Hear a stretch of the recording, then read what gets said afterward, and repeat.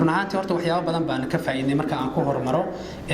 sababtoo anagu naftarkeena mas'uuliyiintii baan ka mid nahay dadka dhalinyarada loo soo jeedinaya baan ka mid nahay oo mataqaanaa la sheego inta cadiyada ay kala kulmaan hablaha iyo dhalinyarada ay ka shaqeynayso warbaahinada ay mas'uulka ka yihiin waxyaabo badan baa ii iftiimay shalay iyo maanta oo aan filayo inaan hadii Ilaahay mo dib xarunteeda ugu la noqon doono markii la qabto arrimahan oo kale waxa laga fahmayaa dhibaatooyinka iyo tacadiyada laga dhaxlo xadgudubyada loo geysto gabdhaha Soomaaliyeed ee xarumaha warbaahineed ka shaqeeyo in mawduucan laga hadlo waxa uu faa'iido noogu leeyahay horta koow in la ogaado inay tahay caqabad jirta oo dadka qaar baa laga yaabaa inaysan ogeyn caqabada noocan inay jirto batanka labaad waxa uu naga caawinayaa ka dhiirigelin gabdhaha in macnaha laga dhiirigeliyo qaladaadka noocaas annagoo hadlayna markay aragto gabadha saxaafadda ku soo biiri rabto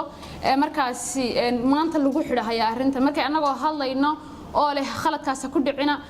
markay aragto inay gabadhi ka dhiiranaato oo ay ogaato qaladkani inuu yahay qalad oo markaasi laga leexdo